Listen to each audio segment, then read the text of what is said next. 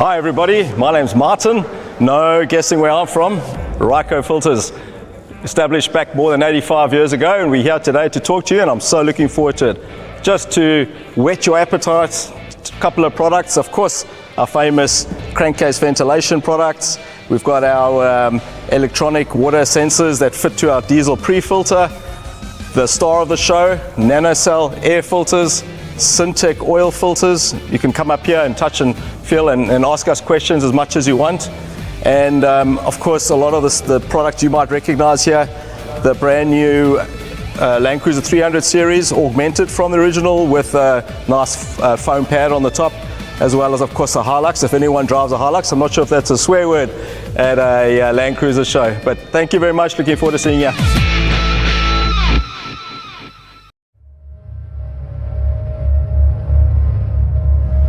So you're coming forward now? I'm behind car 6.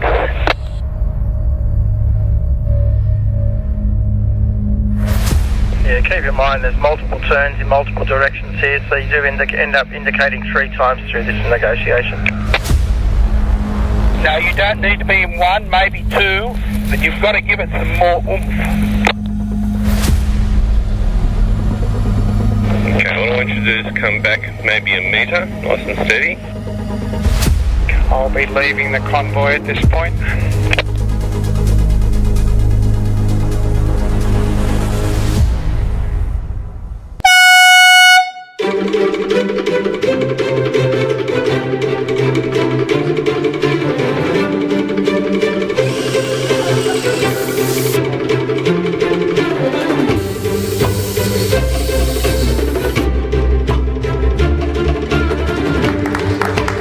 So, never done any four-wheel driving at all before. We've had our Land Cruiser for about 3 months now, but only been driving it around Sydney. I was a bit nervous, more excited than nervous, but there was a bit of nerves there. For anyone thinking about doing it, it's probably a good idea not to do it.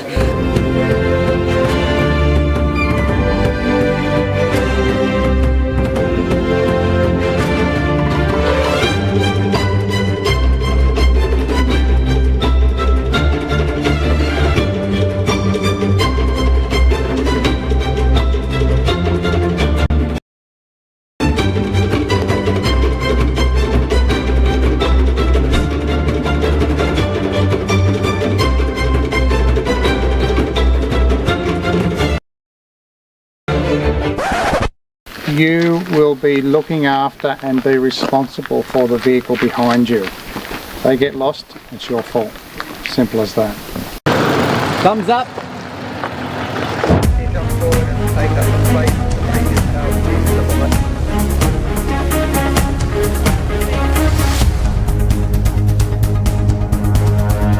One drawback with the smart bar is when it is pushed in,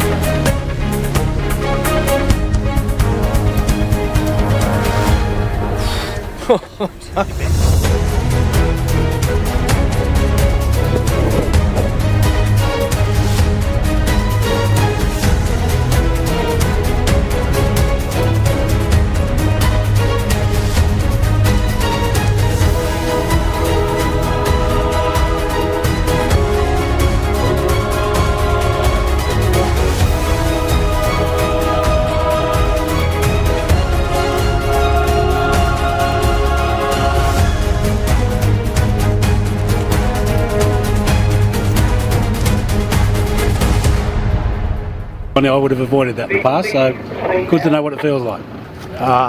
It was sitting by the seat of your pants, sliding down the hill with no brakes.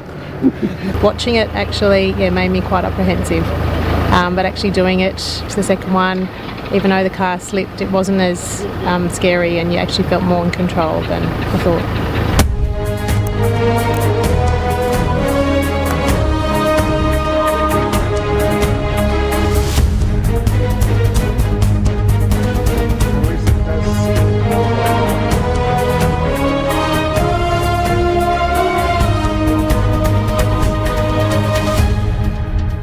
But if you do it, it's probably one of the best things you'll ever do. Most of all, I'm impressed by what the car's capable of. Before yesterday, I would have gone, well, if I came across this in reality, I would have done a 3-point turn and gone back the way I'd come.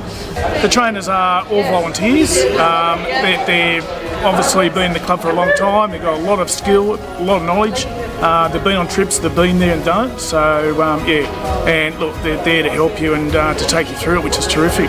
Really good. They give you they're really clear with what they want you to do, and they give you comments, you know, so they'll be directing you as you go down the different obstacles, and then as you go past, they'll go, well done, you know, you're great there, that kind of thing. So they give you encouragement as well, which is really nice to have. Well, when we meet the people on Tuesday, number one, I try and sum them up and get a feeling whether they're going to be a good social group, a good driving group, and you can see the nerves starting to kick in.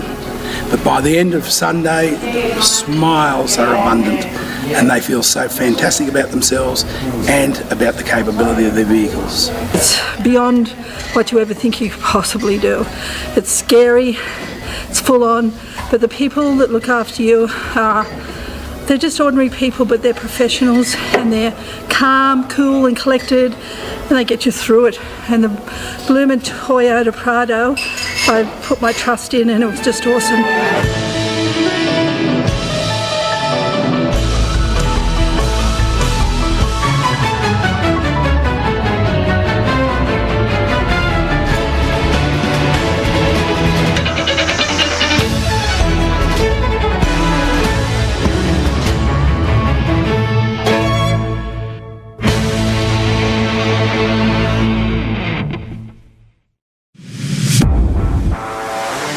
Hi everybody, my name's Martin. No guessing where I'm from. RYCO filters, established back more than 85 years ago, and we're here today to talk to you, and I'm so looking forward to it. Just to whet your appetite, a couple of products. Of course, our famous crankcase ventilation products. We've got our electronic water sensors that fit to our diesel pre-filter. The star of the show, NanoCell air filters, Syntec oil filters. You can come up here and touch and feel and ask us questions as much as you want. And of course, a lot of the products you might recognize here, the brand new Land Cruiser 300 series, augmented from the original with a nice foam pad on the top, as well as of course a Hilux. If anyone drives a Hilux, I'm not sure if that's a swear word at a Land Cruiser show. But thank you very much, looking forward to seeing you.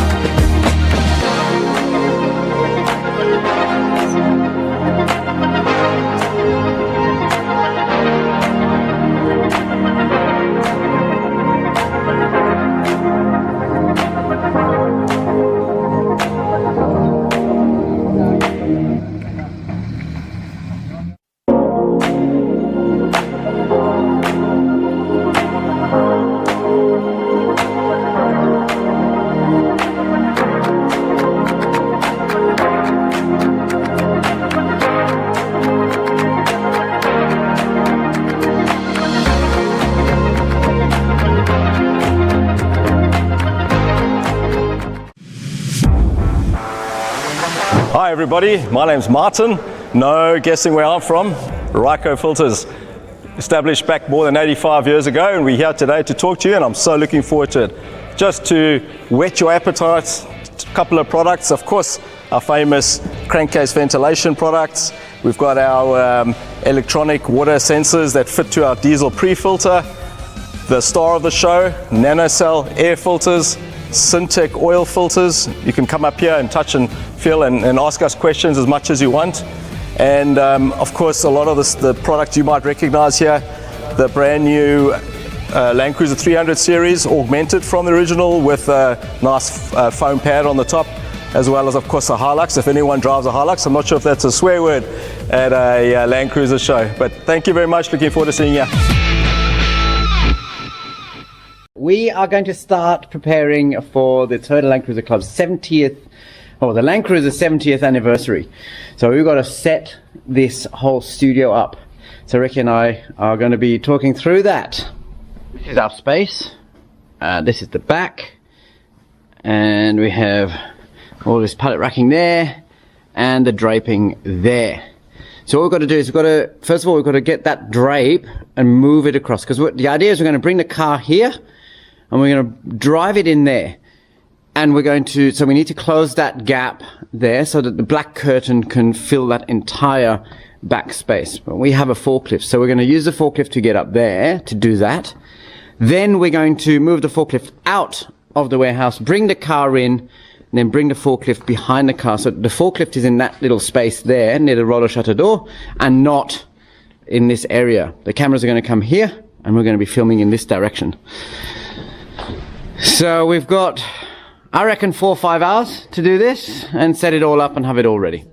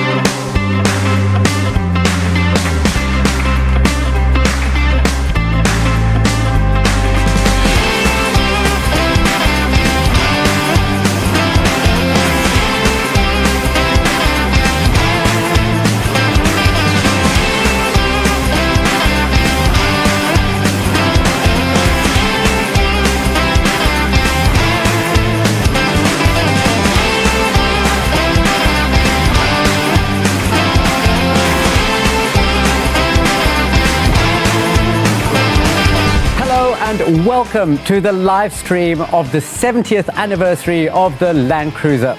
My name is Richard and I will be your host, streaming live from Kingsgrove, which is in southwest of Sydney.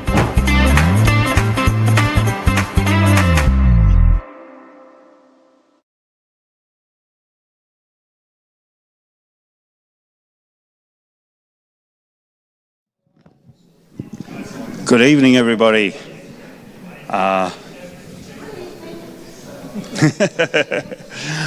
I declare this meeting open at 7:33 p.m. Good evening, members and guests. Welcome to the September General Meeting of the Toyota Land Cruiser Club of Australia. I'm Tony Spirenberg, the TLCC President. On my left is our Vice President, Scott Jameson.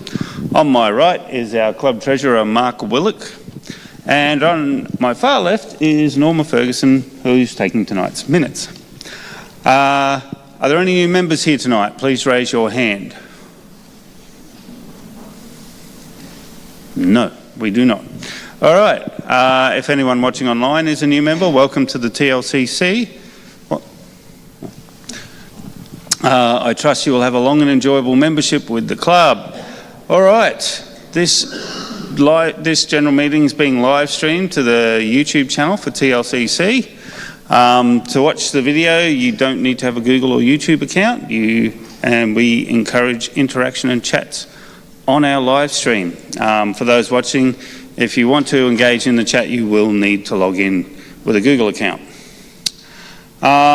Members present, if you wish to speak, please raise your hand and a microphone will be brought to you for the benefit of the live stream. All right, starting off, present as per the attendance book. Apologies, I believe there was... Anthony Ross. Anthony Ross was an apology. Are there any other apologies? No? Okay. All right, the minutes from the previous meeting held on the 4th of August, were they posted? They were posted at the rear of the hall. Are there any issues or points about those minutes from anyone? All right, can I have a mover and a seconder to approve the minutes? There we go, Alan. Peter Williams and Alan Kidd. All right, as per the email that was sent out yesterday, I need to advise that due to personal reasons, we've had a couple of resignations from the committee and from the club. Leslie, well, not from the club itself, but from a position within the club. Leslie Butler, unfortunately, has had to resign as the Sergeant at Arms. Leslie?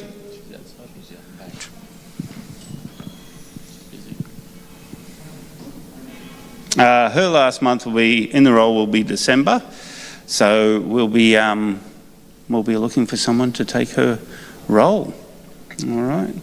Unfortunately, Mark Seiler has also resigned as the club secretary.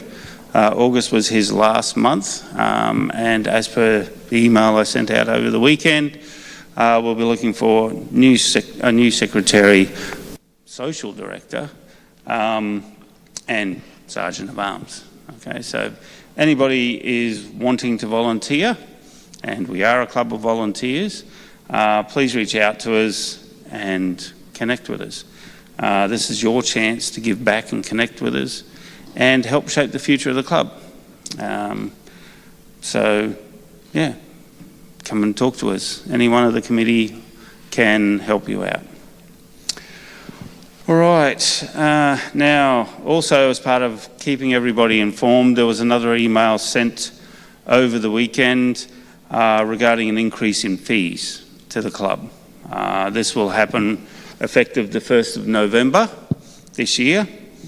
And this is essentially due to increased operating costs based on what's happening in the economy. We haven't had a fee rise since I think it was 2014. Yep. And prior to that, it was every couple of years there was a fee increase. So it's been a good 10 years since this has been done. Now the fees for the membership will be $160 a year, up from $150, and our joining fee will also be increasing from $285 to $300 for new members. We greatly value and appreciate your ongoing support and the understanding. These contributions make sure that we stay a strong, vibrant and enjoyable club, both now and into the future. That's about all I have to report on at the moment. We'll move on to Scott and our presenters. So this month we've been able to get RYCO, if you haven't noticed the nice displays put together, so we'll invite Martin up to give us his presentation.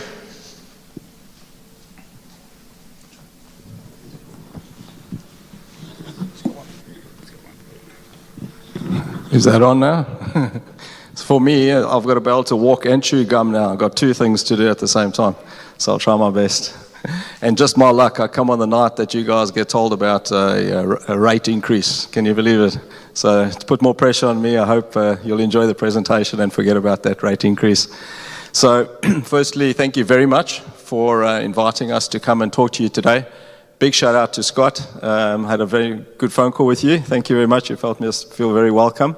and also good to see we had something in common, and as well as Richard in the back. So that really makes me feel like I've been here before, even though I haven't.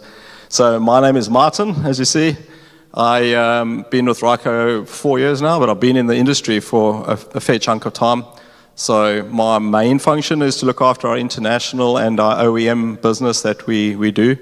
And I'm accompanied today by my colleague Ash. Thank you very much, Ash. Ash is one of our gun sales guys, and he looks after a region. So also full disclosure, tonight I am, like this microphone, it says spare on here. You can't see it from there. So I'm not the chosen speaker tonight. It would normally have been a gentleman called George. I call him a gentleman to you guys. We don't call him a gentleman to his face. We call him a legend because he's very good at what he does. One of the gentlemen here today actually said they met him. There he is. Met George at the Valiant Club, was it? Yep. So you've got me. I've changed the presentations to what you would normally get, as it were. And there's a good reason for that, because I'm actually one of you. I own my own four-wheel drive, and I love it. I've just managed to get the last bit of oil out of my nails. I love that diesel oil that stains everything. And whereas Ash, on the other hand, he's got a company car, so he goes from pothole to pothole, you know, not like me. So I've got skin in the game, as they say, and believe very strongly about what I'm going to be presenting to you today. So without further ado, let's kick off. Oh, Ashley and Martin, right? Yeah. Ashley, I grew my hair especially for this event. So the theme for today is that filters are good for you, your wallet, especially now with a rate increase, and for your vehicle. And also, sorry, I did forget to say greetings to everyone who's online. So be it today and in the future. Sorry for that. So in chatting with Scott, you know, I was going to give you a really quick filtration overview, a little bit about supercars. I asked a couple of people here today what supercars was, and they gave me a blank look, which is understandable, running around a track versus out in the amazing bush, which I'm a big fan of myself. But there's a story there. And we'll talk about air, oil, diesel, and dust, and some crazy diesel numbers, which I hope you will appreciate. And of course, there's two don't forgets. I think there's someone in this crowd that forgot it once, someone was telling me. So there's a clue for you. So we're going to take all of that stuff, we're going to put it into a blender and make something hopefully enjoyable for you guys. So something healthy. I was going to hand out some healthy snacks, but I thought bananas and apples wouldn't go down well. And then what else do you find that's healthy? Cans of tuna? I don't know. So what we do have is a couple of giveaways. There'll be a couple of questions. But before I even get into that, I need two volunteers. I need someone that's good at pain and someone that's good with numbers, or tax evasion or whatever that they do in their normal job. So do I have a volunteer, someone that's good with pain? Any marathon runners here? No? It's okay if you say no, because I'm going to tell you what you were supposed to do and what you've missed out on. You got a pain guy there? All right. I've got this stone I've collected specially for you. And I'd like you to please put this stone in your shoe and just walk around the whole time that I'm talking. How's that? No, I'm not going to give it to you. But I think your wife will be dirty with me. You'll have a big blister. So that's funny. So that's the point of today, right? If a stone fits in your shoe, it's just the right size to get into where it shouldn't get, it's going to be a big problem for you. And that's exactly what filtration is all about. It can be a brick won't get in there. The fine dust that's no doubt in all of our shoes is not going to cause a problem either. It's just that one particle size that's going to land up grounding your vehicles away. I own, if I told you, Mitsubishi Pajero Sport. I don't know if I've got any friends here tonight. Yes? Nice. I'll stand over here. You can back me up. And I was going to say, your Land Cruisers, you don't want them to be $110,000 vacuum cleaners, right? That's not why you bought them. They're freedom machines, and you want them to last a long time. So essentially, what you're seeing up there is free dirt. If you get it in Sydney, it's not really that free, is it? It's expensive property out here. But use their imagination. That's the free dirt outside. But when it gets into the engine, it definitely becomes expensive dirt. And strangely enough, the only way to stop that is with filtration. It's literally your only barrier, specifically with air filtration, to stop that dirt getting in, or that proverbial stone in your shoe. So, you know, we deal in a very small world. I think, Scott, you said you knew filtration was technical, right, on our phone call. And yeah, it's very small stuff. There you'll see some pictures up the top. Can everybody in the back see some of those numbers there? Oopla. Let's go back a step. So you're on the far end of the scale. You've got dust, you've got red blood cells. Remember that red blood cell. We'll need to know that a bit later on in the presentation. So Scott also said, you know, Martin, you've only got 25 minutes, but then today apparently I've got a little bit more time, so I'm a bit more relaxed. And he said, tell us a bit more about the way you test filters. So RYCO has been around for 85 years, and every filter we put out, we test it against an OE product. We've got hundreds, if not thousands, of different oil filter housings, air filter housings, etc., in our test facility in Melbourne. What you're seeing there is our sales team using the virtual reality headsets that take them through a tour of our facilities down in Melbourne. And you see a picture of one of our engineers discussing air filtration with us. So on that, down in the laboratories there, you'll see a crankcase ventilation filter. I don't like the word catch can. It just sounds too slapdash, you know. So it's a crankcase ventilation product being tested for its effective mist removal. Then we have a photo that just shows you that a air filter test rig, that hose. Let's see if I can show you I don't think this has a laser pointer. I'll be going forward in the presentation like I did just now. That pipe there, there's a laser that measures the particle sizes that are going through the filter media. So we actually measure with a laser the size of the particles that get through. There you see the dust injection system that injects dust into the test housing. And finally, just an image there to give you an idea of how we test. In this case, I've selected specifically a diesel water separator on a ISO specification test rig. So, 2 supercars. Now, I strongly encourage you to go have a look at the video up the top there. That's the YouTube link. There's a lot of videos there that you can watch. This particular one talks about Rob Herod from Herod Performance. You have Adrian Burgess, who's the head of motorsport for Australia, as well as the owner from Ken McNamara from KRE Racing. I'll just mention those names in case you guys at the back can't see it. Well, it's pretty far from me too now, where I'm standing. So they came to RYCO a couple of years ago with a challenge. In fact, I don't think you can call it a challenge, there were more demands really. And those demands were, they wanted to take their engine rebuild from 1,500 kilometers to 10,000 kilometers. They didn't want to touch those engines for 10,000 kilometers. Now, they also wanted minimum power degradation, and those engines can lose 3 to 4 horsepower per race to engine wear back before we were able to crack this particular problem. Big issue, stop the dirt getting in. You know, it's like in property development, they always say location, location, location, right? For us, it's filtration, filtration, filtration. So you can use that if you want. So we came up with the following. We came up with an air filter, that big oblong-looking unit. That is 7 square meters of filter media. So it's a lot of filter paper for the V8 race car. It can handle 1,200 CFM. There's a nice oil filter there. It can do 70 liters a minute, taking a 20 micronominal filtration, which you actually get this exact same product is here today for you to have a look at, and you can buy it and put it on your own vehicle. So it's a race filter that's available for you. The key here, of course, was longevity. The Bathurst 1000, which is coming up soon, is 1,000 kilometers of racing, and those engines are screaming close to 8,000 RPM for the entire time. That's a big ask, you know, to keep that engine going.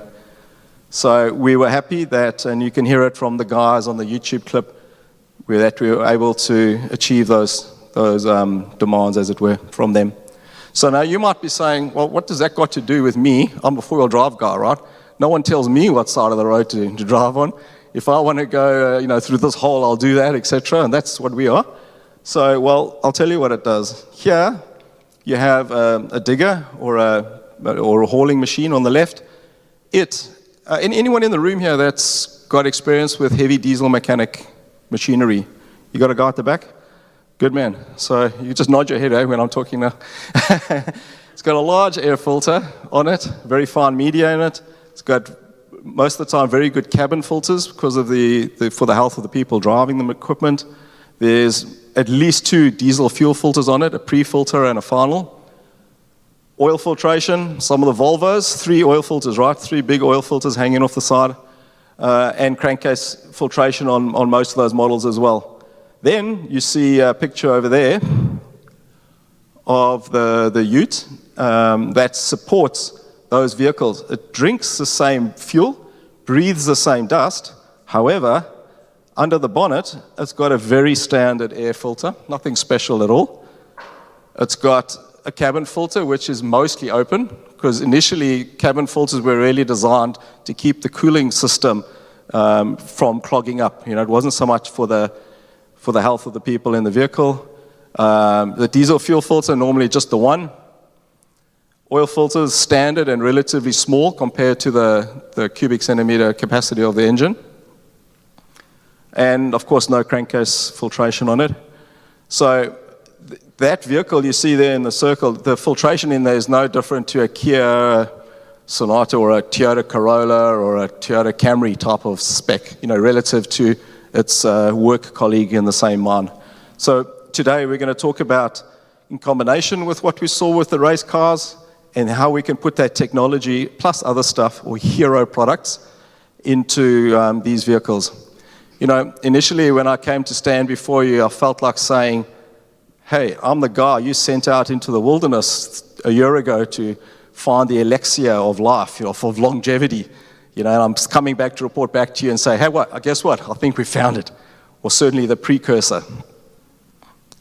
So for us, and part of the massive success we had with the supercars was the air filter.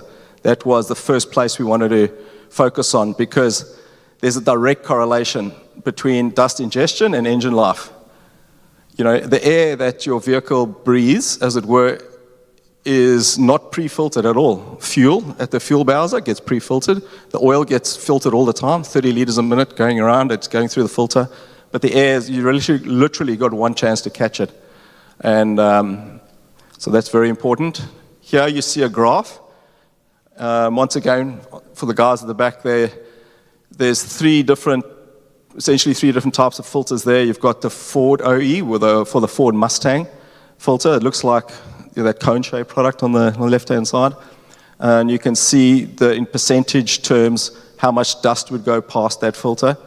The oiled cotton type in the middle there, you notice that 12% of the dust.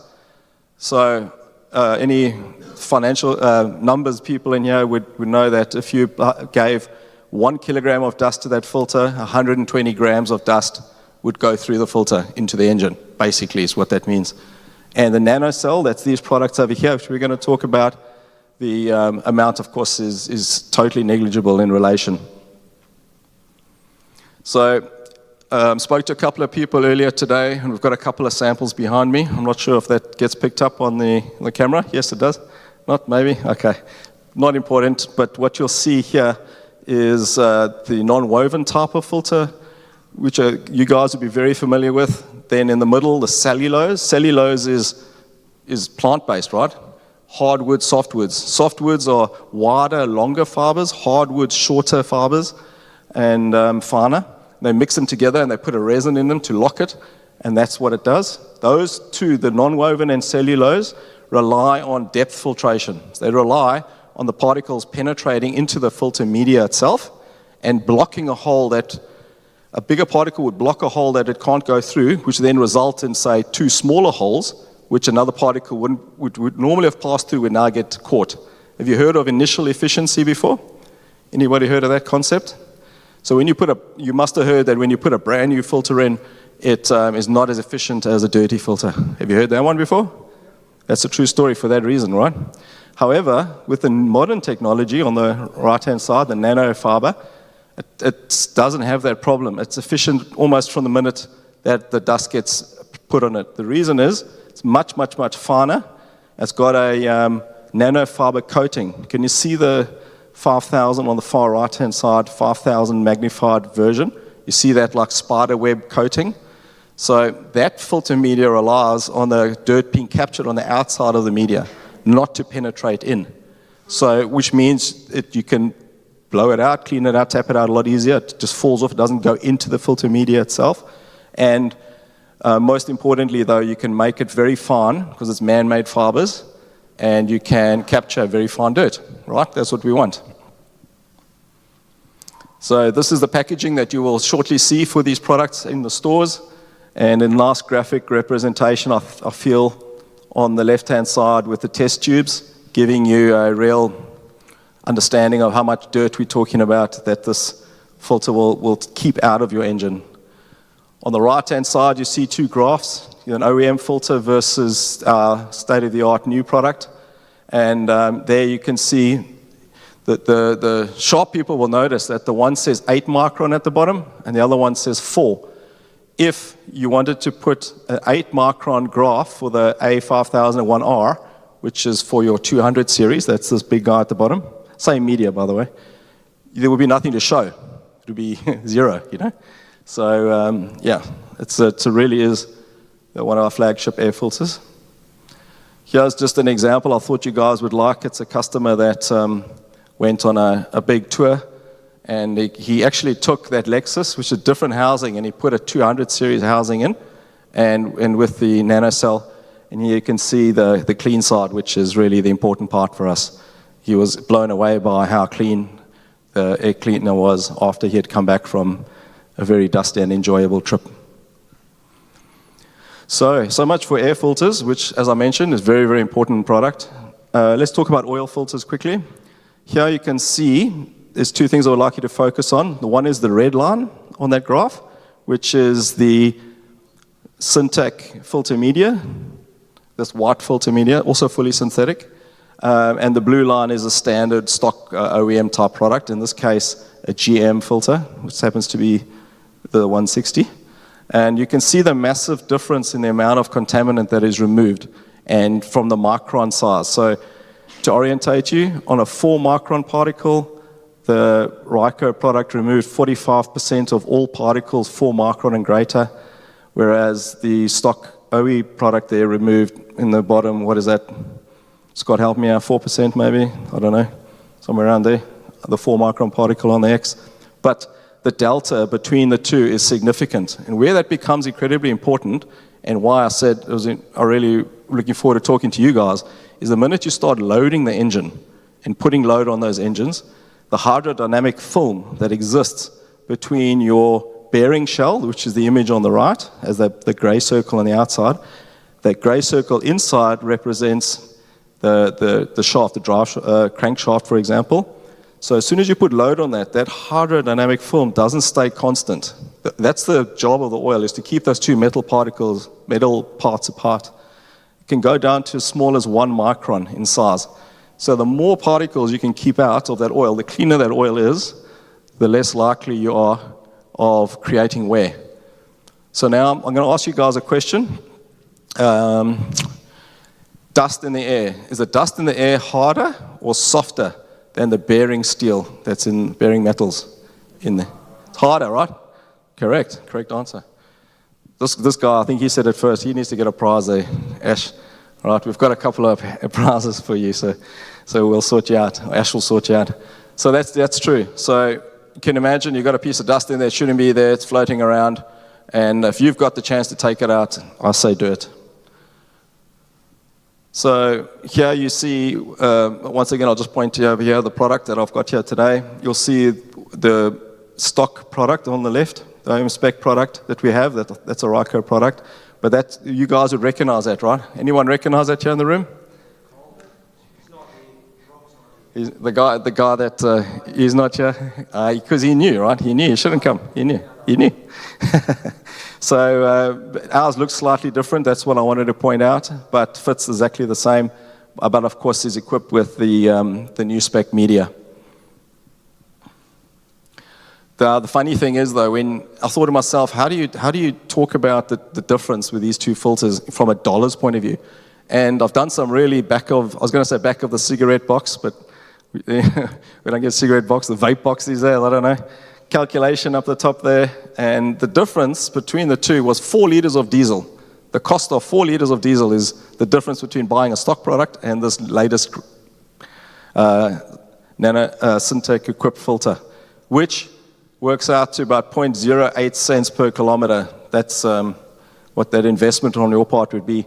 But then consider the workload. We all think we're overworked, right? Overworked, underpaid, or got too much time if we're retired and want to join something like the SES. Richard, there's my plug. So the oil filter has to filter 150,000 liters of oil in its time. That's just based on roughly a 10,000K service interval. So it's a big workload there. I've put the cheapest modification with long-term benefits that you can do. So now we're going to move on to one of our favorite subjects. I was going to say but I have to guess it's one of them, fuel filters. So I spoke about blood. Can you guys remember the micron size of a red blood cell? So quick. You tell one guy there's a prize for coming up with the answer, and then yes, you guys are quick. The guys at the Blue Mountains Four-Wheel Drive Club said that you guys would be much slower than them, but it's not the case. We hate those guys, right? We hate them. So what you're seeing here is, once again, very familiar diesel fuel filter there for Toyotas. Toyota make, I think it's Denso, their supplier of filters, make a very particularly good fuel filter, and it was very challenging for us a number of years back to make a product that could meet or exceed that spec, and we're pleased to say we have. But we know because we can test them. We can test all the manufacturers, and not all the manufacturers are even, right? Well, if you can test them, then you know. So we've got the red blood cell between 6 and 8 micron in size, but the injector wear particles, the particle that would have been in my friend's shoe there, is 3 to 4 microns in that region. So that's much finer than a red blood cell. So I've asked Ash a couple of times, please give us a liter of blood so we can do a live demonstration. But the red blood cells won't go through that filter. And I'm pleased to say that our RYCO, when I say the RYCO filter is 100% efficient at 4 micron and bigger particles. Now, of course, there are other brands that can also do that. For example, the Toyota fuel filter is pretty good as well. But I think that's very important for you when you consider the next slide. So I promised you some crazy numbers, right? Think of this in dollar terms, it'll make more sense. So what you're seeing here is ISO 4406. It's a cleanliness specification for liquids. So they measure 3 different particle sizes. They measure the 14 micron, the 6 micron, and the 4 micron particle. In relation to each other, would look roughly like that. Then they measure and define how much contaminant is allowed of those 3 different micron sizes is allowed in that fluid, right? That's what the spec is all about. They give it a number. So what does that mean to us sitting here today? Well, it's measured in per milliliter, right? So we'll focus just on the 4 micron particle there. You guys see it there, top left, where it says the 4 micron. So when you get fuel from the Bowser, it's okay, the specification is okay if there's between 1,300 and 2,500 4 micron particles per milliliter of diesel. That's okay. The fuel Bowser, the BPs of the world will be happy if they could meet that target. But the guys that make the diesel injectors, the Densos, etc. of the world, say they don't want to see more than between 20 or 40 of those particles in that micron size per milliliter. Otherwise, they're creating waste. Now, guess whose job it is to take that product, take that contaminant out? It's the filter, right? That's the filter's job, is to reduce that contamination level. So what I've done in the next table, I've just averaged it because those numbers look crazy. So 1,900 4 micron particles from the Bowser and 30 4 micron particles per milliliter which is allowable for the OEM. So once again, 10 liters, what does that mean? Well, it means that it's okay to have 19 million 4 micron particles in the fuel per 10 liters of diesel that you've just put into your tank. Think about that for a sec. That's crazy, crazy numbers. So that's $19 million. So, and the fuel injection manufacturer reckons you better not have more than 300,000 coming through. But as I've mentioned to you, our products will take those all out anyway. So, just to stop you from getting too scared, I can tell you that a cubic millimeter contains 16 million 4-micron particles. Just to put it into context, size-wise. So that's all fair and well, but then you get these crazy guys from the Toyota Land Cruiser Club who like to go out in the big dusty environment, and they go and put the jerry can on the back of the vehicle or on the roof, and they go and pour that diesel into their vehicle. So what do you think is happening there? Quite a lot of dirt, right? Getting in, if you think about it, which is fine, because that's exactly what it's for. But you need to make sure that you've got the filtration to handle the duty cycle. It's really, to me, it's that simple. So here we have a question. I think, Scott, you'll like this one. You recognize some stuff there, don't you? Do we have any rock climbers in the room today? Present or past? There is one at the back. Good on you, Rich. So in the rock climbing world, they say that 2 is 1 and 1 is none. So if you're out in the bush at night and you've only got 1 torch, guarantee that thing will fail on you, you need 2. So I'm just making an example here about redundancy. So the advantage of having a pre-filter, a pre-diesel filter, is that you have that, exactly that, redundancy. The more you filter the fuel, of course, the cleaner it will get. And, any water that gets through, for example, the pre-filter will have much better chance of being taken out by the primary filter because it's been forced through that barrier already. Now remember, you've got a range of people here today, and you've got vehicles that are really old. I remember, sir, you were saying, those days the diesel was different. It had sulfur in it. The lift pumps were very, very weak in relative terms. Today, 6 bar lift pressure. So any water that's in that diesel is going to get smashed up so much finer. The additives in the diesel tend to keep the water in suspension better, which is not good for us because you've got to take it out. Biodiesel, there's biodiesel in our diesel in Australia, is organic, so it'll absorb water into its structure when it's warm, and when it's cold, it releases it. So there's big challenges on the filter game to keep that water out of the system. So, yeah, I really can't stress enough that 2 is 1 and 1 is none type redundancy issue, especially when you know now how many particles, which you can't see, are in the fuel you need to clean. So we're getting close to the end of the presentation, and I know you all want to tuck into those, hoping your raffle ticket gets you something today.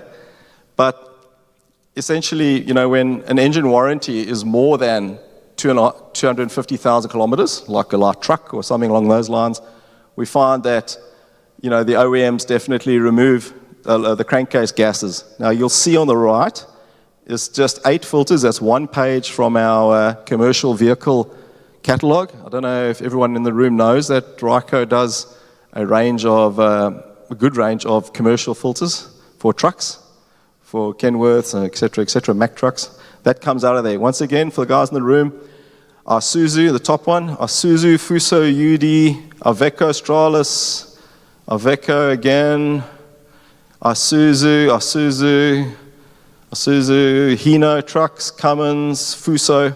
So these are the elements that go into what you know as these catch cans.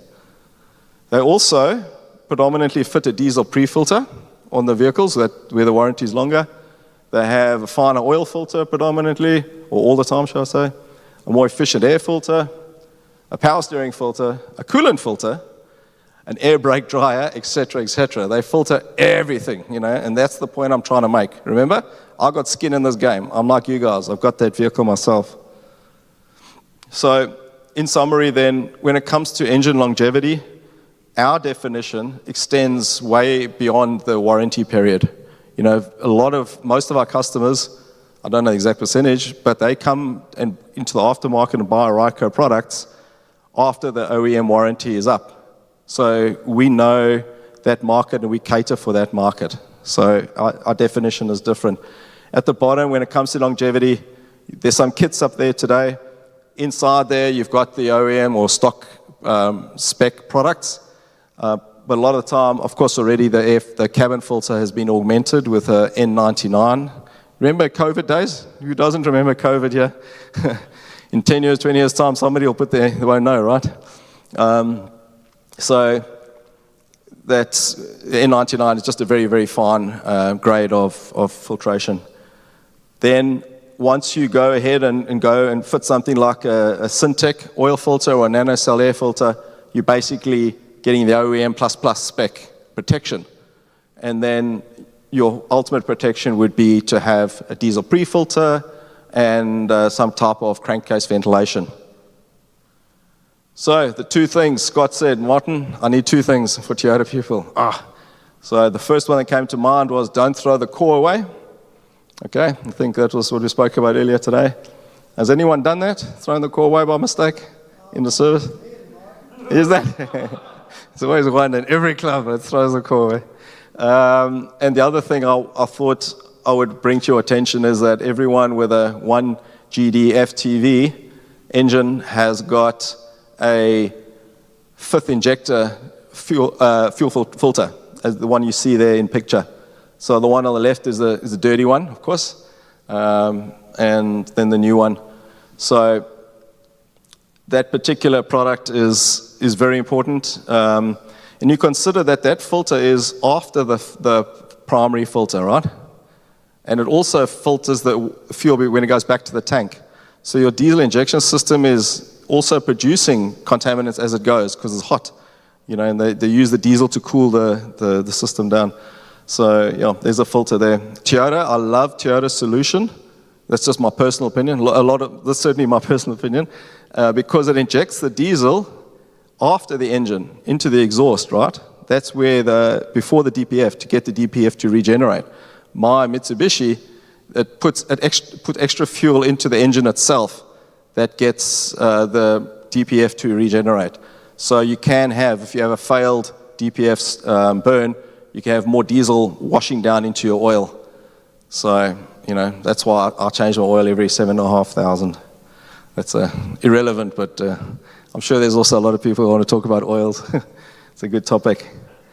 So that's it from me. I have some backup slides. Real quick, this is my crankcase ventilator in my car. You can see how that works. And this picture on YouTube, the mechanic said nothing about this actually, but you see the dust on the clean side of that air filter. Can you see it in the room?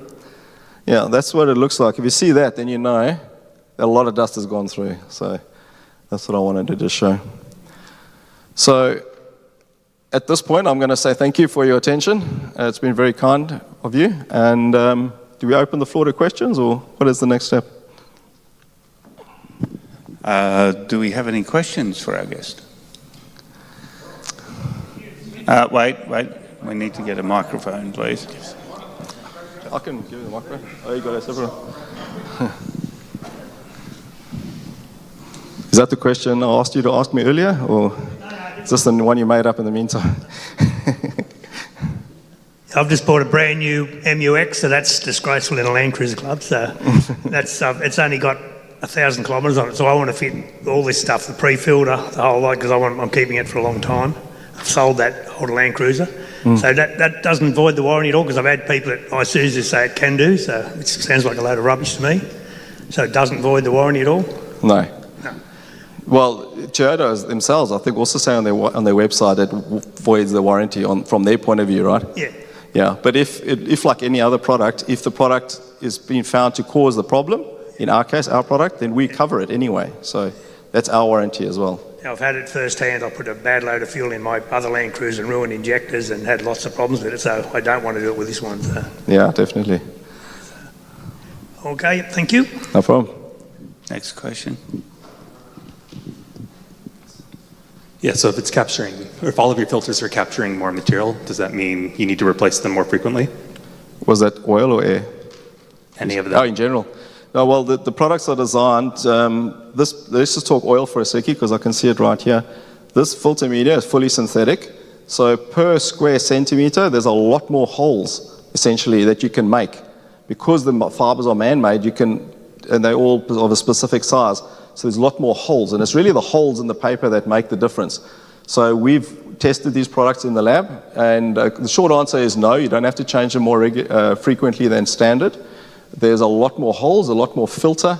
That's why we can make them filter finer and meet the service requirement. And as you know, every OEM is different, right? Some of them have got small oil filters, some have got big ones. So it's very specific to the engine, what the oil change is, etc. And we really focus on the OEM side of how their filters perform and benchmark ours to them. But it's a good question. So are your filters, do you have filters to replace the original filter as well as secondary filters that go pre the original filter? 100%. That's what's in those boxes. And I'm actually just worried that those boxes contain the stock OEM spec product that you're referring to. But you guys are probably not going to want that, right? You're going to want these ones now. But yeah, so yeah, we do, and we have for a long time. I often wonder if people say to me, "Oh, these are fantastic products. What critique have you got?" And I'll say, "Oh, why didn't we bring them out earlier? We should have brought them out a couple of years ago." Well, and do you also make the dual filters where you have where you fit an oil filter and a fuel filter kind of in series so that they mount in the car kind of compact? You mean some kind of retrofit well, like product? For a on the pre-side. Oh yeah, like this here, diesel pre-filter, for example. Yeah. You might be referring to these kits where it comes with brackets and pipes and I'm looking to fit something, and I've seen some companies make a bracket that has both filters that fit kind of in series so that they occupy like a smaller space under the bonnet, and I don't know much about it, so yeah, no, it's great. When not in line, because one's going to the petrol and one's going to the oil, so they're not doing that. But I mean, they're kind of side by side, so they occupy one space. Okay. Yeah, absolutely. When we finish today's meeting, I'll hang back. I'm going to ask Ash to go as soon as the meeting's finished, because he's kindly driven all the way from the Central Coast to be with us tonight. So I'll be able to stay back and I'll be able to talk to you more about it. But just be careful. It's Father's Day coming up, and this thing's like a big Meccano set, right? It's exciting to play with. His instructions are brilliant. I love putting them together. And what will the wife think of the price tag? She loves it because I'm protecting the investment, right? She thinks I'm the smart guy in the relationship. Right. Okay, thanks. Okay. Any other questions? Here's a question from the young man. I can say that now, right? Yeah, do all of your filters meet or exceed the OEM, or? Yes. They do? Yeah, definitely. Yeah, so there's no lower, cheaper? No, we don't offer two different value streams of product, two different brands? Yeah. No, we don't. Okay. Some brands do, but we don't, definitely not. And does the size of the filter make a bigger difference? You've got some, the oil filters over there. Have you got longer ones that filter more? That's oil? It's a great question. And a lot of, in the performance world, there's, in-house we will know that there's a filter that's bigger, that still has the right valves, the right bypass valve setting, etc., the seal, the gasket in the right place, because it might be bigger, but the gasket might be different. It doesn't seal properly. So you have to know what you're doing. But because we're so regimented to the OEM spec that if the OEM one is this big, we make ours that big type of thing. But you can put bigger ones in a lot of instances, and we know which ones can go where. But it's good, very good question. If you can put a bigger one on, why not? Yeah. If you can just hypothetically double the size of the oil filter, the velocity of flow per square centimeter of that media is half. So you got a better chance of catching something. I mean, if a big rugby player stood in front of me, I'd have a good run at him, and I probably wouldn't get through him. But if there was two of them, I definitely wouldn't get through. It's just, I don't know if that's a good analogy, but you know what I mean. Okay. Anybody else? Okay. Thank you very much. Let's have a round of applause. Thank you, guys. Thank you very much.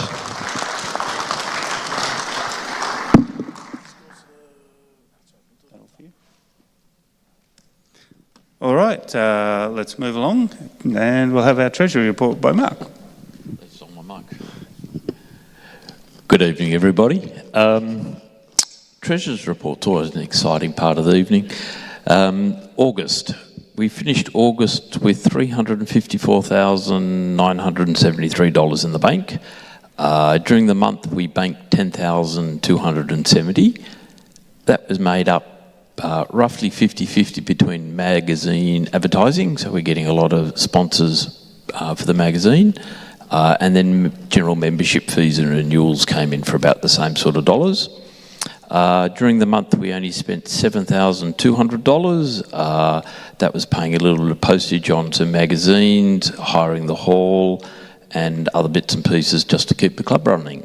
So that's where we're standing at the end of August. That's about $12,000 more than we would have had this time last year. And we've got enough money in the bank to keep us running up until the renewal period in a month or two. Thank you. Okay, can I get a mover and a seconder for that, please? Andy, Gary.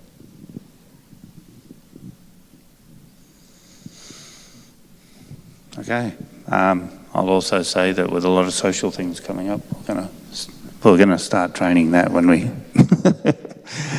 as we come up to Christmas.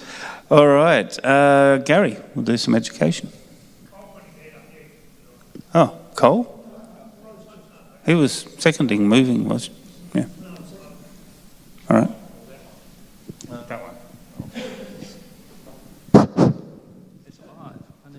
I need another hand. Good evening, everyone. Sand driving. The sand driving course that was originally set for the 2nd of August had to be cancelled because of the weather. And so we moved it to the 16th of August, and that had to be cancelled because of the weather. So Andy... 20th of September, straight off the bat. So that's when we're going to run the course.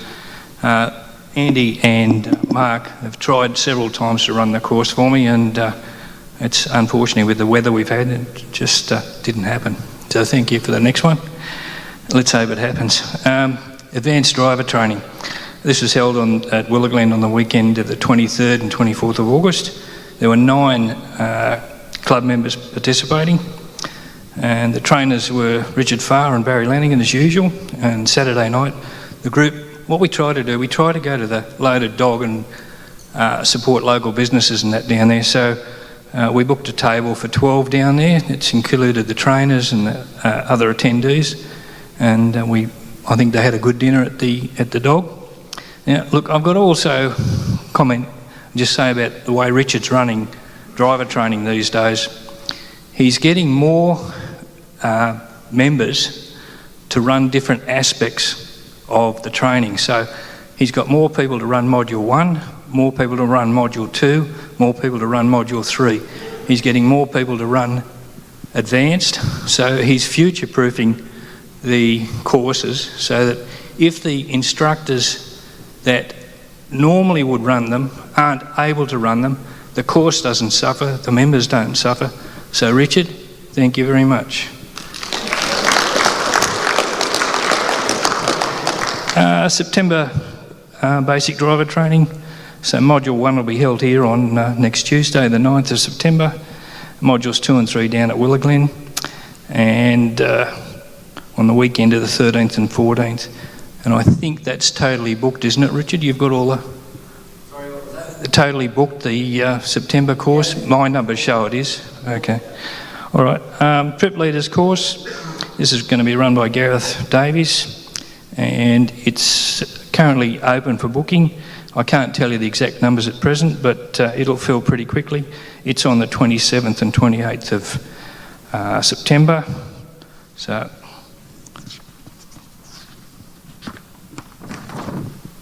and the first aid course, that'll be on the 11th of October. That's full. We've got 22 paid up members.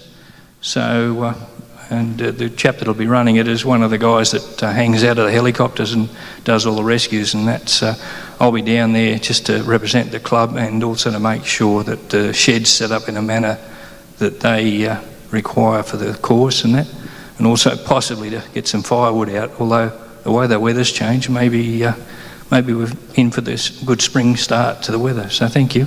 That's it.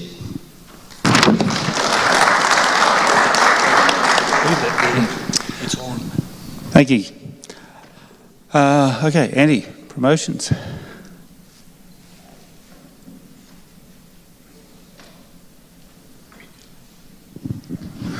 Thanks, Tony. Quite a bit going on in promotions. Obviously, coming up in the next couple of weeks is the Sydney 4x4 show. Been in touch with the promoter there. We've actually got quite a good site opposite RYCO and next to Tasman U. We've got a 100 square metre site on the grass on the corner. Toyota's come on board and they're leading the club a 300 Series Sahara and also a GX Prado. So Colin Morby and Dave Mikoff sort of instrumental in going to help set up the stand. And also we've got a good roster of members who are offered to volunteer or assist throughout the weekend. The show's from the 12th to the 14th, so Friday from 9 to 5, Saturday from 9 to 5 and Sunday from 9 till 4. So you're quite, everything four-wheel drive related. There's a test truck and stuff. So, and what's better is, obviously you would have heard Tony mention there's a membership price rise. If there's any friends that you know who want to join the club, if you actually join at the show, there's actually 13 and a half months for the price of 12.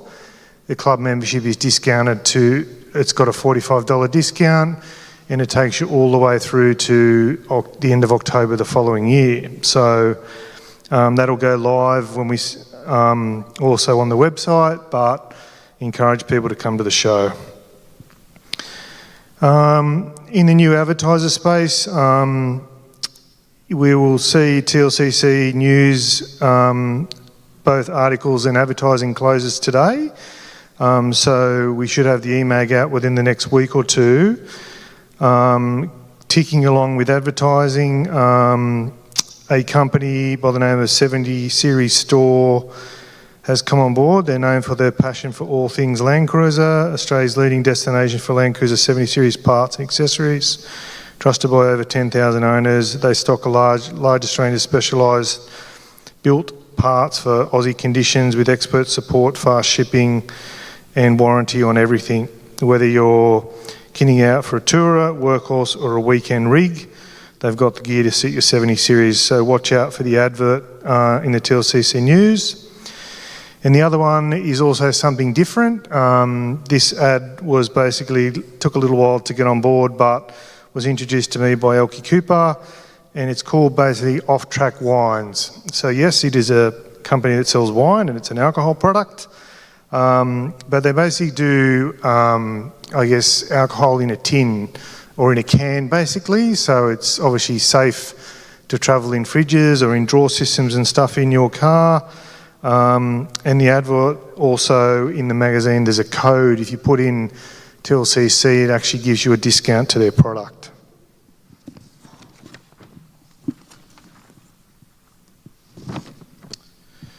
I just encourage people as well. People actually say, how do I get on the TLCC Facebook group? Myself and Richard Farr obviously administer it. Richard probably does a little bit more of it because we keep sort of a database that sits in the background. If you're not on the group, you don't know how to get on the group, either send an email to me at promotions or at info, or also send an email, or send an email to Richard at training. We're more than happy to show you where it is or how to get on it, because more and more things that the club does, even the speaker tonight, if people notice that Scott put on a post today, Richard after the event, he'll put the meeting on and stuff like that. So the more and more members we get on that, it obviously makes the club grow. It shows what the club's doing. and what events it's running and so forth. The other event, which is in November, which is our annual, we go to obviously ARB Thornley, so the meeting is in the workshop there. So similar, we'll have it live streamed, we'll have a couple of vehicles within there. So there's Red Arc and Mitz Alloy, who does the canopies for utes and four-wheel drives. They'll be there. The club will fund a sausage sizzle barbecue with drinks. I've got a couple of people who have offered to help the barbecue, but could do with a few more. And the only other one I got is I've got a box of current magazines. If anyone would like to take some, drop it at their doctor's surgery, their mechanics, or whatever. I've got a pile at the back, and always looking for obviously interactive speakers similar to like RYCO or other speakers. If you've got an idea, either flick myself or Scott an email, and we're happy to arrange it. Our second speaker tonight, due to some personal reasons, was unable to make tonight's meeting. And also advertisers, if there's someone you know who would like to advertise with the club or come to support us, yeah, just reach out to me, and I'm happy to follow those leads. Thank you very much. Thank you, Andy. Okay, we'll normally do a social report, but Debbie isn't here. However, Ali, who's running our Christmas party, wants to get up and say a few words.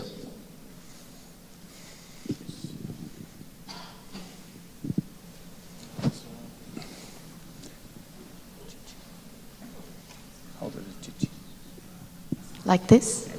Okay. Just won't block you guys. I'm Ali. Tony and I last year with our subcommittee over there, we did the, what was it, the Amazing Race. And we're organising this year some mini Olympics, which will involve the parents or grandparents as well as the kids. So we're looking forward to that. We've unfortunately had a member resign who was going to do the catering for the kids' Christmas. So we are now desperately in need of someone who's willing to do the catering. Otherwise, let us know if everybody would rather do a BYO food, because those are the two options. I just don't have the bandwidth to do the catering myself. So if I can get somebody to volunteer, you can either email the president, because they'll come to me as well, or get my number from them. You can send me a message. All right? Thank you. Thank you, Ali. All right, let's move on. Brian. Land report.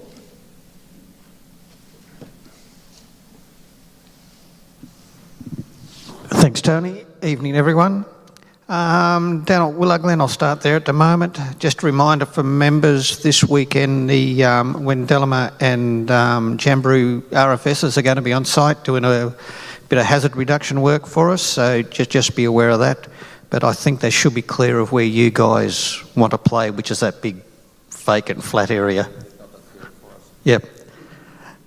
Next working bee down there is on the 20th and 21st of September. So I would love to see people down there for that. And the other piece of news about Willow Glen, we've received a communications that they look like they're going to start construction down there late November. So we'll be able to realise the income from that contract we signed late last year. Coolandiilly, the August working bee, we made good some flood damage with exposed pipes and cleaning up all the camp areas for flotsam, removed some dead trees that were going to become a nuisance. As part of the working bee, and also the following weekend we've completed the excavator shelter from the kit we purchased, so this weekend we'll be able to get the excavator under that. And we also backfilled a retaining wall that was put in around the hut to stop some collapse there.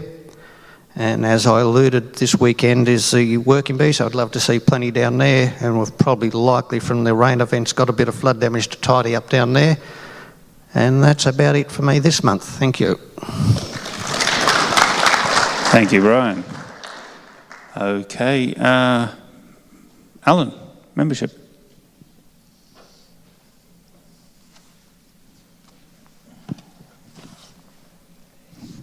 Thank you. Good evening, all. Since last meeting, we've had 12 new memberships with 13 vehicles, which now brings us up to 917 members, which include the 24 Life, and there are 286 email-only recipients for the magazine. Thank you. Thank you, Alan. Okay, Pedro. Activities.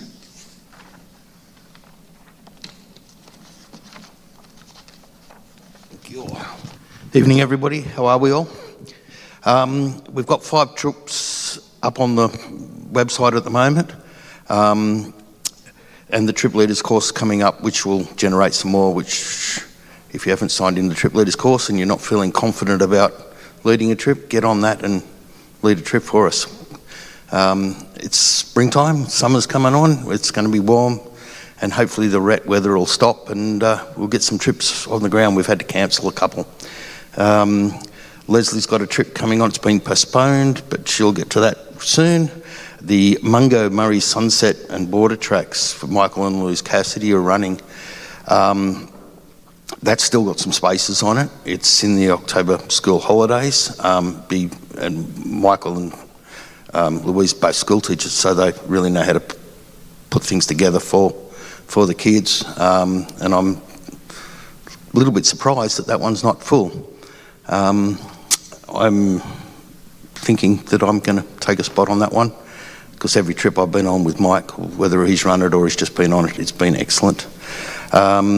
Jamie Turley has got a one-day monkey gum trip, which is be a very hard trip, and if you feel like winching all day, get yourself on that one. Barrington with Andrew Allen, and I believe Hugh Peterswold is going to back him up and do a second convoy on that one, which is now full, unfortunately. And Alf and Pat Johnson had an idea that they'd like to put together a midweek picnic for the membership out at the Auburn Chinese Gardens. That's a beautiful spot, and get together just socially for an afternoon, have have some lunch together and have a chat. It'd be a good day out. Funcana, of course, on the October long weekend, getting really good response that. Anthony Morpheus here tonight, he's going to be heading that up for us. You got anything you want to say about that at this time, Anthony? No? And I'm sorry about the CES, I screwed up somehow. I'll fix it tomorrow and get that out. Have a good day, everybody. Night.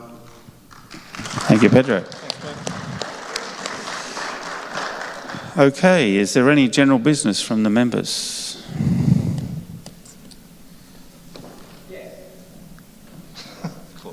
Driver training. I'm going to add driver training to the list. I will keep my spot in the general business. Thank you. Thank you, everyone. Quick update from me. First of all, the advanced driver training. Gary mentioned that we had an awesome weekend. Huge thanks to Barry, if he's watching. He does all the work for the advanced driver training. It's a huge task, and he does an amazing job at training everyone. We have myself learning how to deliver it, as well as Andrew Allen, who has stepped up to the mark, and he's learning how to do the driver training. I'm going to try and get more people to learn the advanced. Hopefully we'll get that, because it's only done twice a year. It's not easy to learn that content, because you have to basically do it for 2 years before you get comfortable at teaching it. What is advanced? Advanced is putt, putt, putt, putt, putt, putt, putt, putt, putt. That's what Barry says. Style and grace, learning to drive four-wheel drive without any wheel spinning, knowing exactly where your wheels are put so that you can get through that track without spinning your wheels. So we also do a lot of dragging of cars around the property. You might have seen at the building block an old car that's dead with no engine. We take that car and we drag it around the entire property for about 2.5 hours, teaching people how to tow, so there are 2 cars at the front of that vehicle and 2 cars behind, pulling up and slowing them down when they're going back down. It's an amazing exercise, and we think that it brings a lot of value to, if your car breaks down out in a national park, you may have to do that for quite a few kilometers. So with the advanced training, you learn how to do that and do it safely. We also have a car that's on its side, and we have to put it down on its wheels. And the story is that Bob Fife's crystal wine glasses are inside, and we have to put the car down without breaking the glasses. So everybody has a good giggle at that. So that was advanced and really well received. We had a good bunch of people who are now much better four-wheel drivers for it. Driver training. First, again, a huge thank you to the working bees who do a lot of work at that property to make sure that it's ready for all the trainees and the driver trainers, so that we don't have to do any of that work, the working bees do it. A lot of the driver trainers do not go to the working bees. We already have a lot of things that we do. We're out there every month, but we acknowledge and say thank you to the working bees for doing that work to make it possible for us to be out there. I do encourage that our driver trainers go to a working bee from time to time, but it's a matter of commitment. We're already out there once a month, but we try, and I will try to come out to one of those working bees, I promise. So thank you. We tried something new. We put the fire pit outside of the shed during the advanced driver training on the Saturday night, and it was awesome. Nobody in the shed, everybody outside around the fire pit under the stars. And we kind of went, this is nice. We weren't under the neon lights, we were under the stars. It was really nice. So we're going to try and see if we can get that to continue, maybe during driver training, see what the response is, but we thought it was really nice. Our happy hour continues, having lots of good feedback from that. Very happy with the happy hour. We'll continue to do that. We are going to recruit new driver trainers. I'm after one, possibly two, within the next 6 months. So we are going to put out a call on the TLCC Facebook closed page. That's the only place I will be putting it. If you're not on Facebook and you're watching this, send me an email, training@tlcc.com.au. I will be asking you a bunch of questions. The things that we're going to be asking is, what is your involvement in the club at this point? How many trips have you been on?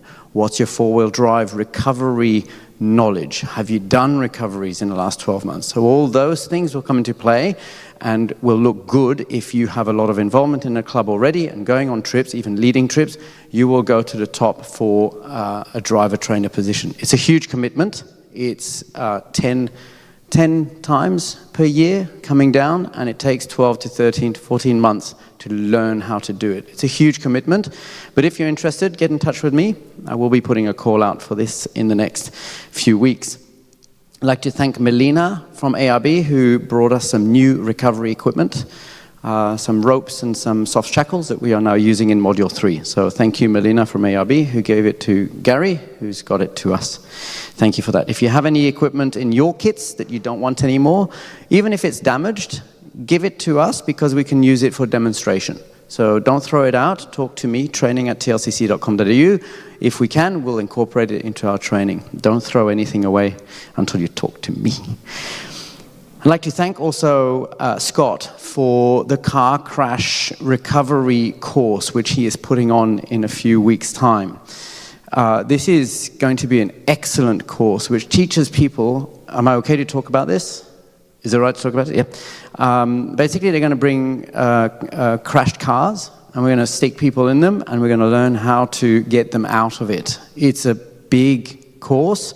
Sadly, I can't go along, but I've asked my driver trainers if they're interested, and remarkably, quite a lot of them signed up for it and said, yes, we'd like to do this, because if there's anywhere there's going to be a car or an accident, it's my biggest dread. It's possibly going to be on one of your trips or during a driver training weekend. So if anybody hasn't signed up, is it full yet? It's full. If you're putting it on again, I highly recommend that you go and do this. Everybody shoved their hand up and went, yes, even if it costs money, we're still doing it because it's an excellent course and it looks really well organized. Very upset. Recky's going, I'm not. You're lucky. Work gets in the way. Last thing, YouTube. We are live streaming all of this. I just want to remind everyone that you can watch these afterwards. I create chapters on each live stream. So if you want to go and watch the wonderful RYCO presentation, go to the YouTube channel for TLCC and find the video of the live stream for this one and go to the chapter, go directly to the part that you want to watch. It will skip all the stuff, so you can skip my presentation because you probably don't want to see it again, but you can go directly to where you want to see. Mainly if you want to go and see the Treasurer's Report, which I'm sure you all want to see every time, you can skip directly to that because it's chaptered. Yes. Cue clap. Thank you. Thank you, Richard. Before we start, is there any other general business? No? Nope. Dennis?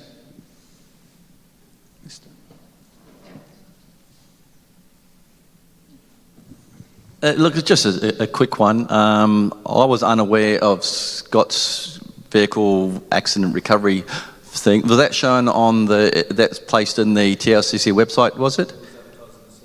Okay.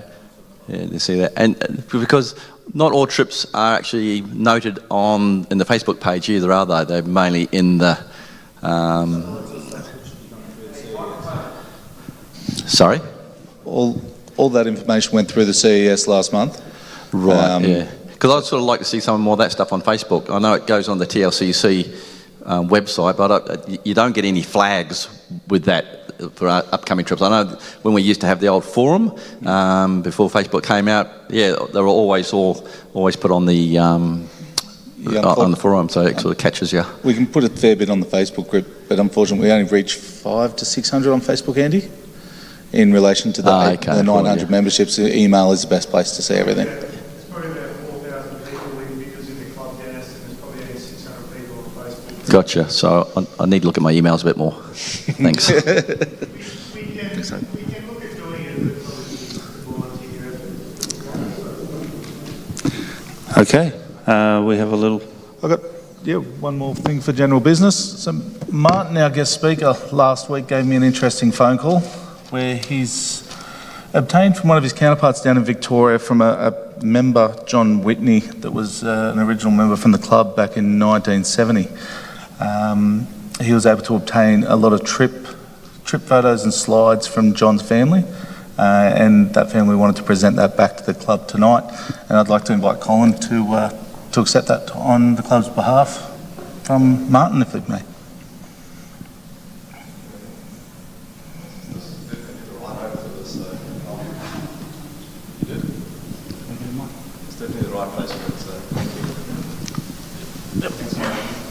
Thank you very much, Martin. Yeah, so most of you, or some of you know, the club first meeting was December 75. I think Easter next year or the year after, I started doing some trips down to the Victorian High Country. So we would go down on the Thursday after work, drive down Thursday. We would stay at a property, I think it was called Marlow, just on the outskirts of Cooma. Then Friday morning we'd leave, we go down, and usually down towards on the Snowy River, and head up into the playgrounds area, and we would meet up with the Victorian Club, and I did get to meet John Whitney a couple of times. John Whitney was a member of the Sydney Club, but he got moved, he worked for a bank, and he got moved to Melbourne. And he then was instrumental in forming the Victorian Land Cruiser Club and was involved with the Victorian Club quite deeply and for many, many years. And that's I met him a few times. If I was to, catch up and, I know he's dead now, but I wouldn't have recognised him because, it was back in basically in the late 70s when I got to meet him. But yeah, he was. We did have some good trips together down the high country. Thanks, Cole. Thanks, Martin. Martin and his partner and his wife have also been generous enough to scan all of them for us and provide them in digital form. Richard has volunteered to kindly put all that onto the YouTube channel so we can all view them in the time soon. Thank you. Thank you very much, Martin. We do appreciate it. Okay, thank you. General business from committee. Scott, any more? Oh. No more? Brian, Alan, Gary, Peter? Peter, for those that missed that, Peter said more trips. I would agree. Okay, let's move on to what everybody's waiting for, and that's the raffle. Leslie, we're ready to go. Martin, do you want to come and draw, or should we get Ash to do the draw? Ash can do the draw. He came all this way. We've got to give him one job. You have one job. Draw mine.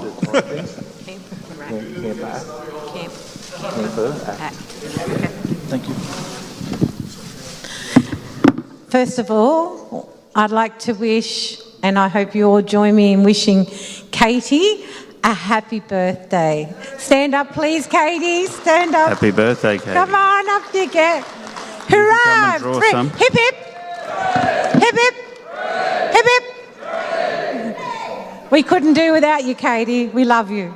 I'd like to thank Ash from RYCO and Camperac today, who have, have donated the Glue Tread tyre repair anywhere kits. So, Ash, we're going to need your magic hands. I've heard you've got magic hands. Would you like to open it up and we'll start drawing it?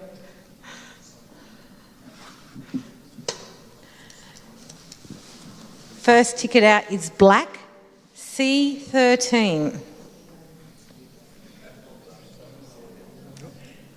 Oh, congratulations, Sue. So, what would you like to choose? What do you wanted to choose, Brian? Would you want one of these service kits? Thank you. And what was the next ticket? Next ticket out is red D5. Red D5. Gordo. Woohoo!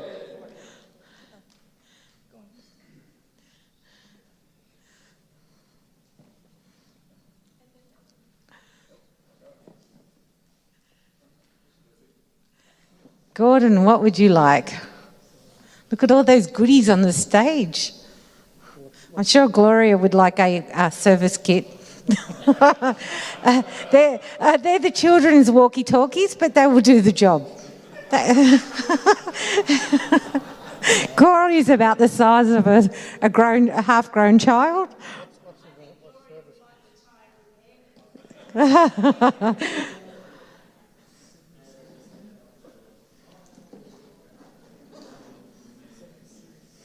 The walkie-talkies are for children, but they are RYCO, so they could be used as a normal set of walkie-talkies.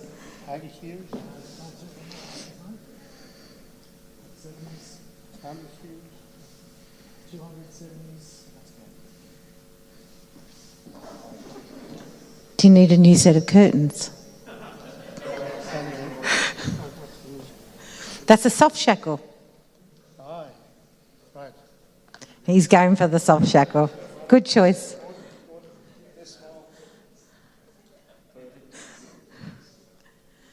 Another red ticket, and it is D11.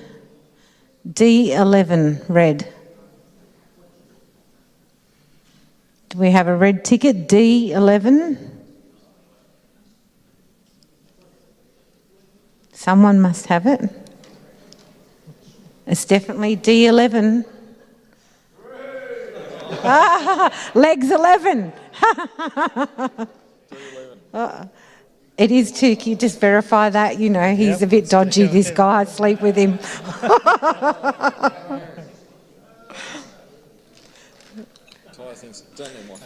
We need a car repair kit. Jason reversed into the tree. The next one is D16. Red D16. Congratulations, Andrew.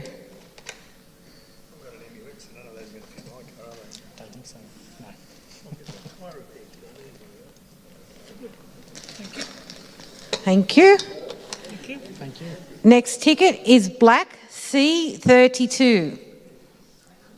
Black C32. Yay!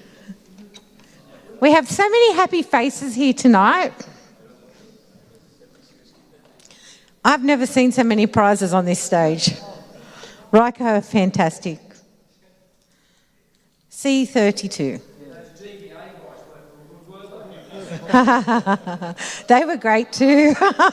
Those brakes have been fantastic in our car. Yes.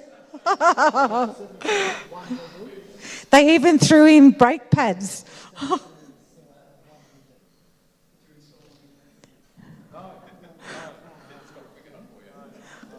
We needed new brakes too. It was just the best timing.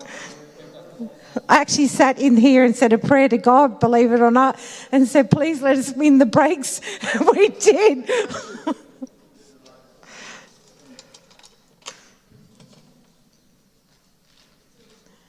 Okay, we have another red ticket and it's D64. Red D64.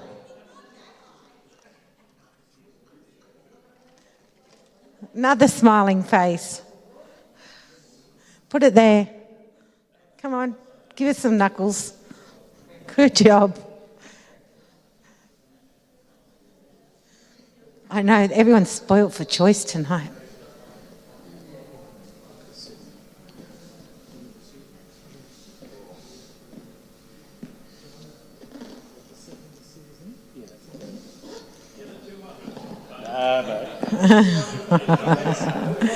Photo. Come back for your photo.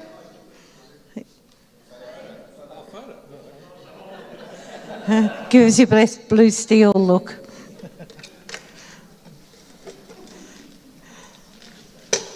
Okay, another red ticket.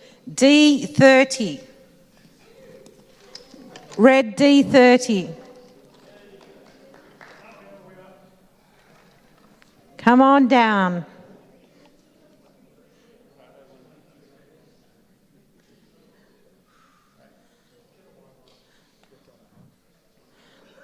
What vehicle do you drive? A Prado. Oh, great vehicle.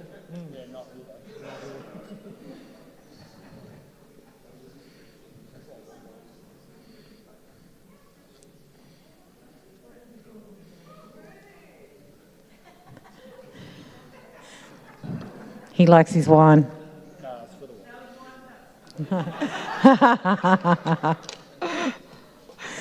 Happy wife, happy life.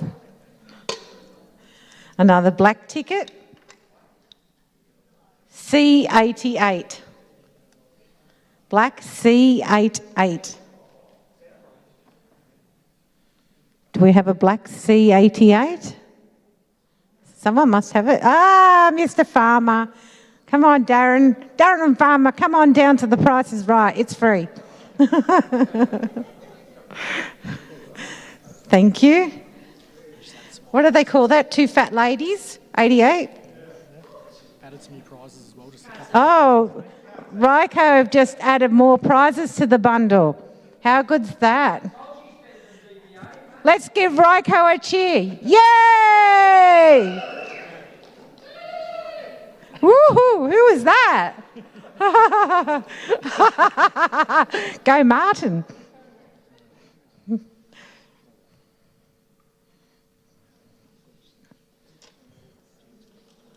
We can pull another number out.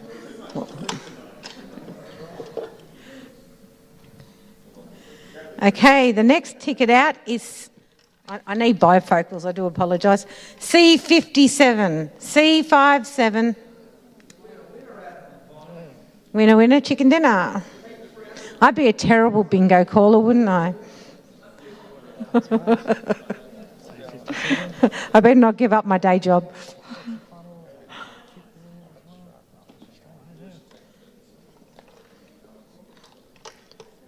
Ash is doing a wonderful job here. Thank you, Ash.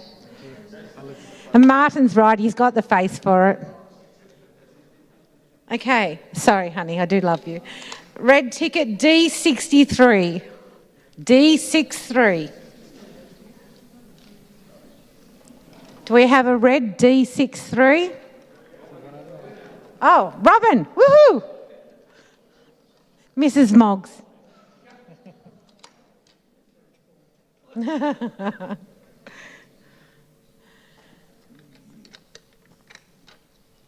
We have a black ticket, C89.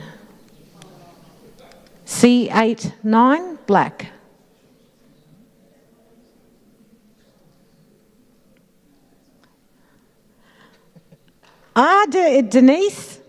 Denise Farmer. The farmers are a lucky household tonight.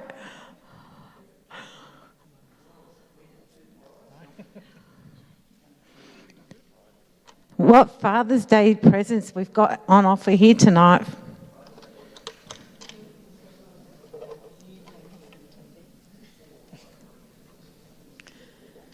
Black C82.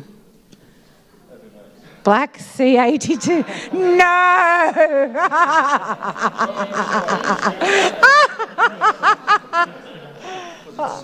Yes, C. Oh, it's Scott. Congratulations, Scotty. You deserve something.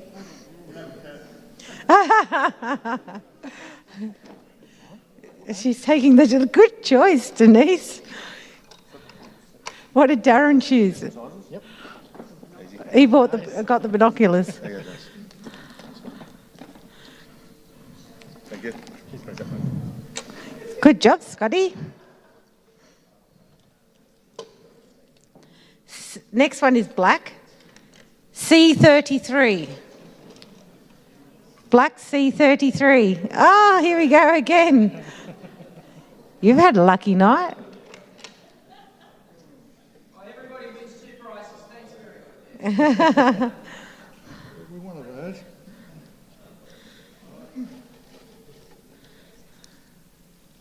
So 33. That's 31. He's trying hard here. 33. There we go, C33. Do you want to keep the other tickets in case you win some more?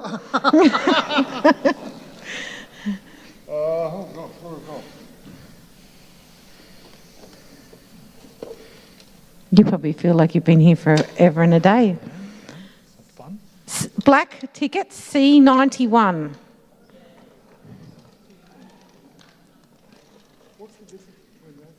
Congratulations, Cole.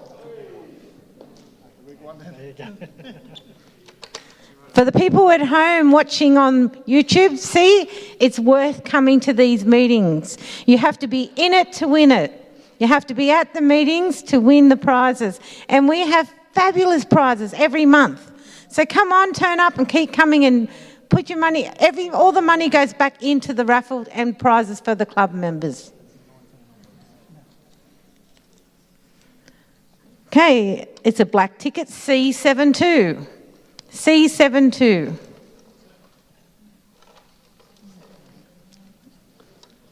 It's the young gun.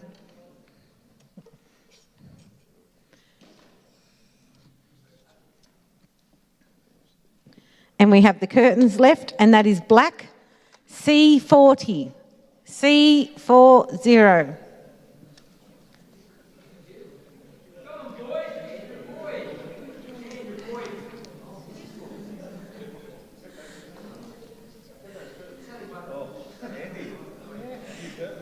They're pink. Andy, they're pink. Your colour. Thank you, Lisa. Thank you. There we go. Thank you, Richard, for donating the curtains. No, is that it? No, you take 2 pairs. You've got to have a matching set. You can't only have one curtain. You have to take it all or nothing. Andy really loves those curtains. Okay.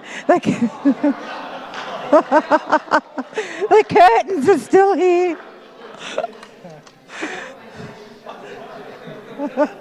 Ash is going to be here till midnight.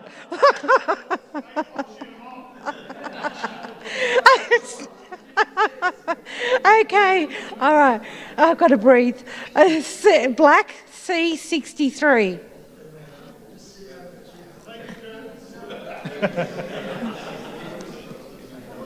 Black C63. Is that you, Ali? Come on down and grab your curtains.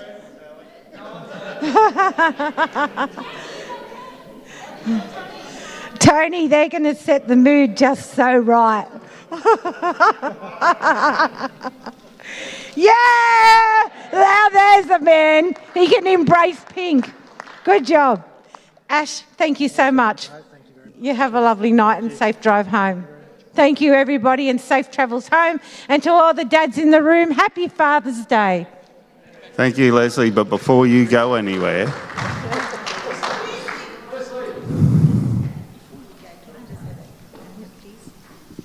Max Turner is in hospital at the moment getting his knees done, and he'd like to thank everybody for best wishes and, you know, for getting better.